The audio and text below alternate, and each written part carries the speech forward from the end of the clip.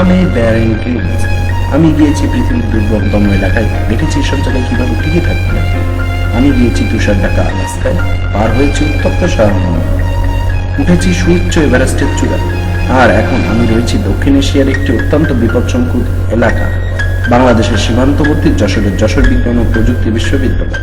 জীবন যেখানে সিজিপিএম, এখানে একটুখানি ভুল আপনাকে নিয়ে যেতে পারে অনেক নিচে, এমনকি আপনি রিটেকও খেয়ে যেতে পারেন। তাই আমি দেখাবো এখানে কিভাবে সিজিপিএ কে ধরে রেখে বেঁচে থাকতে হয়।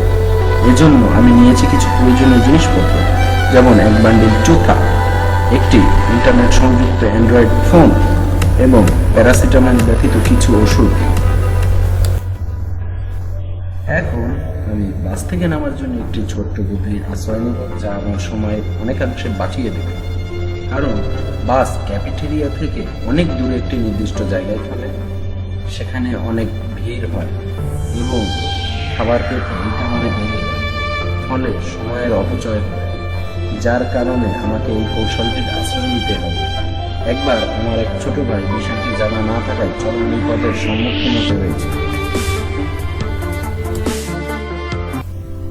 আমি তখন ফার্স্ট ইয়ারে আমি একবার বাস থেকে নামার কথা ভুলে গিয়েছিলাম, যার ফলে আমাকে সেই নির্দিষ্ট জায়গায় যেতে হয়। কিন্তু ভাইস সেখানে অনেক ভিড় ছিল এবং আমার নামতে প্রায় 15 মিনিট লাগে। আমি পাগলের মতো দৌড়ালাম ক্যাফেটেরিয়াতে। আমার ক্যাফে অনেক বড় লাইন, মনে হচ্ছিল যে আমি ক্লাসে যেতে পারবো না সময় মতো। হঠাৎ দেখি মেয়ে আমাকে তার নাস্তা দিয়ে বলল, ভাইয়া আপনি খান। মেয়েটি ক্লাস পরে ছিল, তাই মেয়েটি যেন ঈশ্বরের দূত হয়ে আমার সামনে উপস্থিত, তা না হলে যে কি হতো। পুষ্টিকর খাদ্য ও সময় অত্যন্ত সংকট এই জাস্টে, তাই সঠিক সময়ে আপনাকে সঠিক খাদ্যটি বেছে নিতে হবে নিজের থেকে। আপনি যদি ডিম মামলেট ও তেল ছাড়া পরোটার জন্য আতিক্ষেতা করেন, তাহলে জেনে রাখবেন আপনি চরম ভুল করছেন। একটু পরে সবার ক্লাস শুরু হবে, তাই এখানে নাস্তা করার জন্য সবাই এসেছে। যে কারণে এখানে এত ভিড়, তাই আমাকে খাবার পেতে বিশেষ বেগ পেতে হবে। সময় মতো পরোটার ডিম পাওয়া যাবে না, তাই আমি একটি কৌশল আশ্রয় নিই। খেয়াল রাখতে হবে আগে থেকে ক্যাফেটেরিয়া কিছু লিখানো থাকে ও ডিম মামলেট তৈরি পেঁয়াজ মরিচ লাগানো হয়। আমি তাই নিজে থেকে খিচুড়ির সাথে ওই মশলা ও ডাল নিজে হাতে নিয়ে গেল এবং এখানে বসেই খাবো, যা আমাকে উপর পর্যন্ত টিকে থাকার ক্যালোরি দেবে। এভাবে খিচুড়ি খেতে সুস্বাদু না হলেও পুষ্টিগুণ ভালোই আছে। সময় বাঁচানোর জন্য আমাকে এই পন্থাটাই নিতে হবে, আর এটা গেল একমাত্র ভালো কথা। যতটা খারাপ ভেবেছিলাম ততটা খারাপ হবে। এবার ক্লাসে যাওয়ার পালা। দেখুন ওই পাশ থেকে যেতে হলে আমাকে কতটা পথ ঘুরে যেতে হতো, এতে অনেক সময় লাগবে। তাই এখন আমি আবারও একটি কৌশলের আশ্রয় নিচ্ছি। আমি আবার বলছি, এখানে সময়ের খুবই সংকট। আসুন আমার সাথে, দেখুন এই পথ, আমি এই পথ থেকেই যাব। এবং দেখেন সামনে একটা পাঁচিল দেখা যাচ্ছে, এই পাঁচিলটাই আমাকে টপকাতে হবে।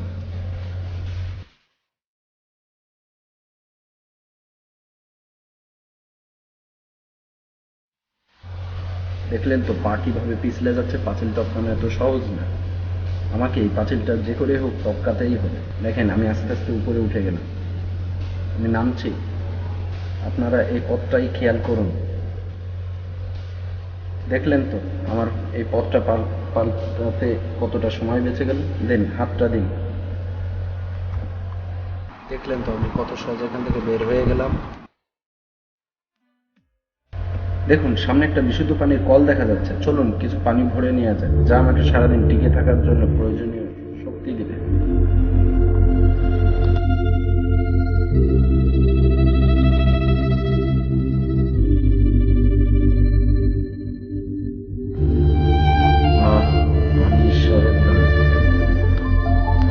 এতগুলো সিঁড়ি ভাঙলাম, বুঝতে পারছেন পানির কি দরকার ছিল।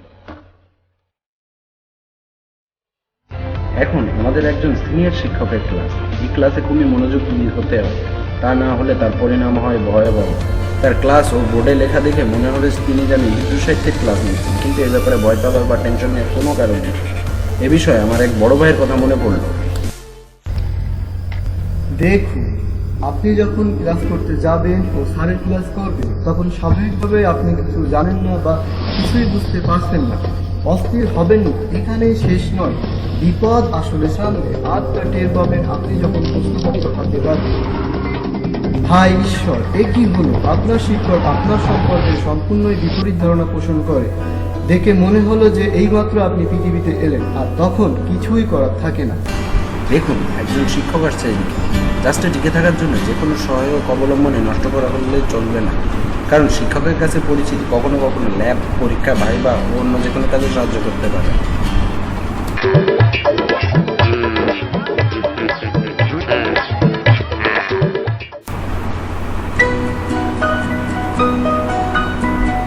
এখন আমাদের একজন জুনিয়র শিক্ষকের ক্লাস। এই ক্লাস আপনি চাইলে একটু রিল্যাক্স করতে পারেন, বাইরেও যেতে পারেন বা প্রক্সিও দিতে পারেন।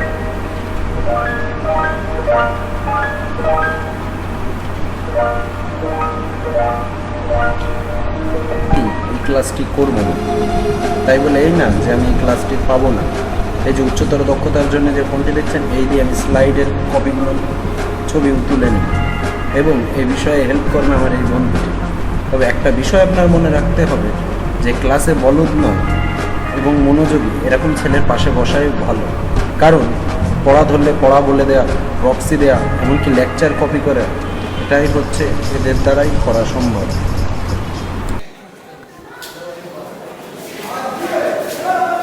তবে একটা বিষয় খুব ভালোভাবে মাথায় রাখতে হবে, জুনিয়র শিক্ষকের ক্লাসে কখনো প্রক্সি দিতে যাবেন না, কারণ জুনিয়র শিক্ষক আপনার কর্ম খুব ভালোভাবে চেনে।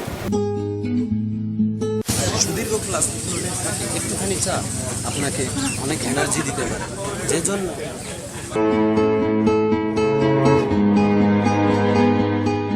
আমাদের দুপুরের খাবারের জন্য ডাইনিং শুরু হয়েছে। ডাইনিংয়ের ক্ষেত্রে যত আগে আসবেন ততই ভালো বাটি পাবেন, এই নিয়মটাই খাটে। বাটি নির্ধারণের সময় আপনাকে অনেক সতর্ক হতে হবে। উপর থেকে দেখে বিশাল মাংসপিণ্ড মনে হলেও তা আসলে হাঁপা বা হাড় দিয়ে ভরা থাকতে পারে। এইখানের মাংসের পিসগুলো দীর্ঘদিনের অভিজ্ঞ সুদক্ষ কষায়ের দ্বারা অতি আনুবীক্ষণিক করে কাটা হয়, যা উন্নত বিশ্বের লেজার টেকনোলজি দিয়ে করা হয়ে থাকে। গরুর মাংসের ক্ষেত্রে কোনো নির্দিষ্ট পিস না থাকলেও মুরগির ক্ষেত্রে ডানা বা রানের দিকের মাংস নেওয়া ভালো। ফুটবলারের মতো দৌড়ানোর চেষ্টা করবেন না, কারণ এতে মাংসের চেহারের পরিমাণ বেশি থাকে। আর আপনি যদি বেশি দেরি করে আসেন তবে কোনো ঝুঁকি না নিয়ে যে কোনো একটা বাটি নিয়ে নিতে পারেন। ওয়াও, মাংসের সাথে আমি সৌভাগ্যক্রমে একটি ফুলকা ফিরে পেয়েছি, যা আমার আমিষের বাড়তি চাহিদা পূরণ করবে। এটাকে দেখে ভয় পাওয়ার কিছু নেই, এরকম প্রায় পাওয়া যায় খাবারের সাথে। এটি হচ্ছে ইনভার্টিব্রেট পর্বের প্রাণী, এতে প্রায় 287 কিলো ক্যালোরি শক্তি আছে, যা আমাকে বিকেল পর্যন্ত টিকে থাকার বাড়তি শক্তি দেবে। খেতে কাঁচা রসুনের মতো কামড় দিলে কচ কচ করে শব্দ হয়। সত্যি কথা বলতে কি আর কতটা পেলে মন্দ হতো।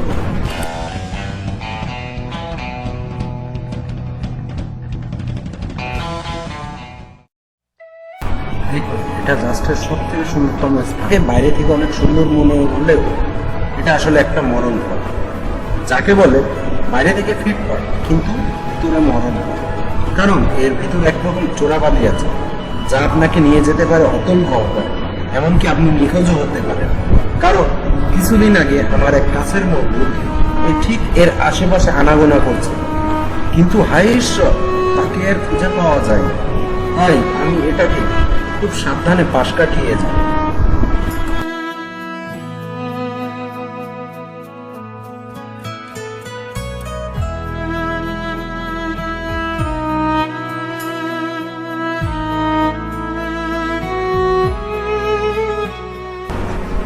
এটা আমাদের মেডিকেল সেন্টার, স্থানীয়রা একে হেলথ সেন্টার বলে থাকে।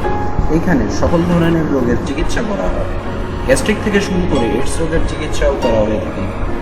এখানে কিছু তথাকথিত মনুষ্য চিকিৎসক আধুনিক উপায়ে সিরাম পরীক্ষা নিরীক্ষা করে টোপেন খাওয়ার পরামর্শ দিয়ে থাকে। এখানে আসলে আপনার সকল সমস্যা দূর হয়ে যাবে, শুধু যে কারণে এসেছেন সেটা বাদে। এক্ষেত্রে আমার এক বড় ভাইয়ের কথা মনে পড়লো। আমি জাস্টে ভর্তি হওয়ার প্রথম থেকেই মেডিকেল সেন্টারে আসি। জাস্টে ভর্তি হওয়ার প্রথম দিন থেকে আমার আউটপুটে সমস্যা শুরু হয়েছিল, তাই আমি এখানে এসেছিলাম। ডাক্তার আমাকে টুফিন খাওয়ার পরামর্শ দেন, বললো খোকা তুমি এটা খাও, ভালো হয়ে যাবে। আমি খাওয়ার পর সত্যি ভালো হয়ে গেল। তারপর আবার এসেছিলাম শীতকালে, যখন আমার চুলকানির সমস্যা হয়েছিল। ডাক্তার তখন আবারও টুফিন খাওয়ার পরামর্শ দিলেন, আমি আবারও ভালো হয়ে গেলাম। তারপর আসলাম বর্ষাকালে, তখন আমার সর্দি ও কাশি। ডাক্তার আবারও টোফেন খাওয়ার পরামর্শ দিলেন। আমি ভালো হয়ে যাই। এরপর থেকে আমি মাঝে মাঝে আসতাম এই মেডিকেল সেন্টারে। ফাইনাল ইয়ারে থাকতে আমি এসেছিলাম আমার গোপন রোগের চিকিৎসার জন্য। আমি এখন নিয়মিত টোফেন খাচ্ছি। আশা করি আমার সকল রোগ থেকে মুক্তি হবে। টোফেনই হচ্ছে সকল রোগের মহাওষুধ। একটু পরে আমাকে একটি অ্যাসাইনমেন্ট জমা দিতে হবে, যেটা এখানে খুবই দরকারি কাজ। সেটা না করলে পরিণাম হতে পারে খুবই ভয়াবহ, আর সেটাই আমি করে আনি। তবে ভয় পাওয়ার কোনো কারণ নেই। এর জন্য আমি একটি ছোট্ট কৌশলের আশ্রয় নিব। আপনার কোনো একটি বন্ধু ডক ফাইল প্রথমে নিয়ে তা ফটোকপি করতে হবে, এবং আপনাকে অবশ্যই এর জন্যে আপনার নামে আগে থেকে একটি কভার পেজ করে রাখতে হবে, এবং যেটা একসাথে করে আপনি জমা দিবেন।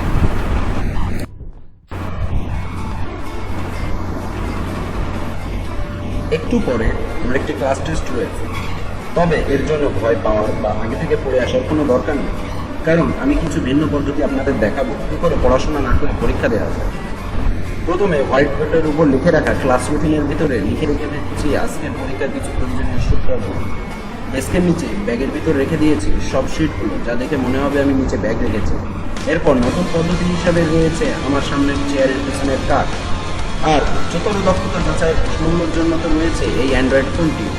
তবে এক্ষেত্রে বসার জায়গাটি নির্ধারণ করা পরীক্ষার জন্য একটি গুরুত্বপূর্ণ ব্যাপার। যাদের সিজিপিএ ও হাতের লেখা দুটোই ভালো তাদের পাশে বসতে হবে। এছাড়া টিপেলে লিখে রাখার প্রাচীন পদ্ধতি তো রয়েছে। ডোন্ট মুভ, আস্তে আস্তে, একটু বসুন। দেখুন ওরা কি করছে। দিনে এই সময়টাতে এদের এভাবে জোড়া বাঁধতে দেখা যায়, এবং মাগরিবের আজানের পরে এরা যে যার নিরে ফিরিয়ে যায়। জাস্টের অন্যান্য জায়গায় এরা দুর্লভ হলেও ফিশারিজ ডিপার্টমেন্টে পুকুরের কাছে এদের দেখা পাবেন অনায়াসে। পুকুরে মাছের পরিমাণ কম থাকলেও এসব পুকুরের পাখিদের পরিমাণ থাকে অনেকাংশে বেশি।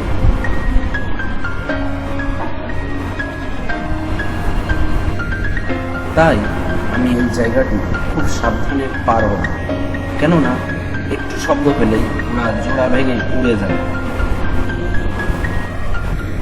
আপনি ক্যাম্পাস থেকে স্থানীয় বাসিন্দাদের অভয়াশ্রম শহীদ মশিউর রহমান হলে যদি সহজে যেতে পারেন, এই কথাটা চিন্তা করেন, তাহলে জেনে রাখবেন আপনি চরম ভুল করছেন, কারণ এটা এতটা সহজ পথ না। এই কারণে আপনাকে অনেক কাঠখড় পুরাতে হবে।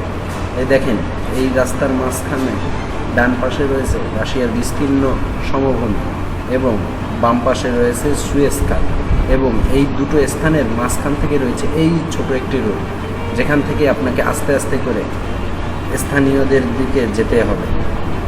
এবং দেখুন আমি যাচ্ছি, আপনারাও আমার পিস পিস আসুন, আস্তে আস্তে আসুন। দেখলেন তো আমি কত সহজে এখানে পৌঁছে গেলাম। এভাবেই প্রত্যেকটা মানুষকে এখানে এই হলের দিকেই আসতে হয়। আপনাকে এই বাধা পেরিয়ে আসার পরে হলে ঢোকার প্রথমেই দেখতে হবে যে হলের অতন্দ্র প্রহরী এক আনসার মামা বসে আছে, যার সাথে সুসম্পর্ক রাখা ভালো, কারণ স্যাররা যখন পিটার ও রাইস কুকার পুরো অভিযানে হল রেড দিতে আসে, এই খবরটা ঠিক এই মামাদের কাছ থেকেই পাওয়া যায়, যে কারণে তাদের সাথে সুসম্পর্ক রাখাটা বুদ্ধিমানের মধ্যে আছে। ওই তো আমাদের হল দেখা যাচ্ছে। আমি আপনাদের দেখালাম কীভাবে জাস্টের সংকটপূর্ণ পরিবেশে একটি দিন সার্ভাইভ করতে হয়, আর এভাবেই এখানকার স্থানীয়রা জাস্টের সংকটপূর্ণ পরিবেশে অভিযোজিত হয়ে টিকে রয়েছে। অবশেষে শহীদ মশিউর রহমান হলে এসে পৌঁছালাম।